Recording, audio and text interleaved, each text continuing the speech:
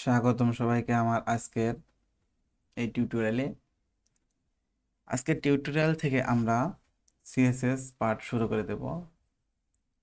CSS কি? CSS হচ্ছে এমন একটি বিষয়, সেটি দিয়ে আমরা এইচটিএমএল এর যে এলিমেন্টগুলো রয়েছে সেগুলোকে আমরা বিভিন্ন রকমের স্টাইল দিতে পারি। যেমন উদাহরণের জন্য আমি এখানে একটি ট্যাগ নিই, মাই ফার্স্ট সিএসএস। দেখো আমাদের এটি লাইভ সার্ভারে ওপেন করা আছে, মাই ফার্স্ট সিএসএস। আমি যদি চাই এই লেখাটিকে বোল্ড করতে পারবো। পূর্বে আমরা কি ট্যাগ নিতাম? বোল্ড ট্যাগ নিতাম, মাই ফার্স্ট সিএসএস।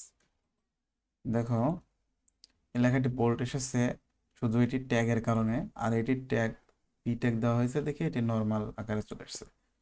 যদি আমরা চাই এই ট্যাগটিকে সেম এরকম বোল্ড করব,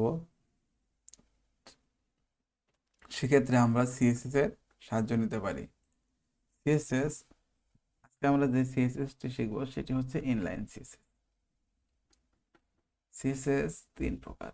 ইনলাইন সিএসএস, যেটি আমরা এই এইচটিএমএল ফাইলের মধ্যে লিখব। তারপরে হচ্ছে ইন্টারনাল সিএসএস, যেটি আমাদের ফোল্ডারের মধ্যে একটি ফাইল আকারে থাকবে। এবং এক্সটার্নাল সিএসএস, যেটি আমাদের বাইরে থেকে কোনো অনলাইন সাইট থেকে আসবে। চলো এই লেখাটিকে আমরা কিভাবে সিএসএস এর মাধ্যমে বোল্ড করতে পারি। সেক্ষেত্রে আমরা স্টাইল নেব।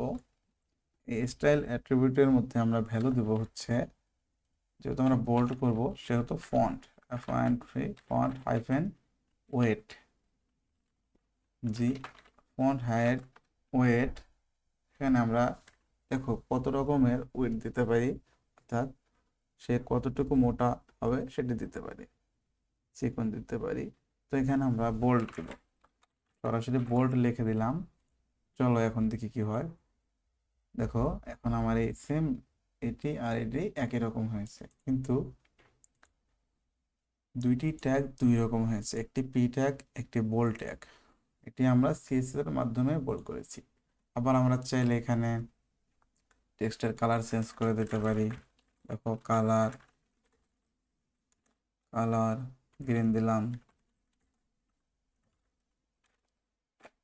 সিএসএস এর প্রত্যেকটি কোড লেখার পরে আমাদেরকে এভাবে সেমিকোলন দিয়ে বন্ধ করে দিতে হবে। চলো দেখি টেক্সট কালার কি হয়। দেখো টেক্সটের কালার হয়ে গেছে গ্রিন। আবার যদি চাই আমরা এটিকে রেড দেব, রেড। আমরা বিভিন্ন কিছু করতে পারবো, বিভিন্ন ধরনের স্টাইল দিতে পারবো সিএসএস এর মাধ্যমে। তো আজকে সিএসএস নিয়ে এটুকুই। নেক্সট পার্ট থেকে সিএসএস নিয়ে আমরা বিস্তারিত আলোচনা করা শুরু করে দেবো ইনশাল্লাহ। ধন্যবাদ সবাইকে।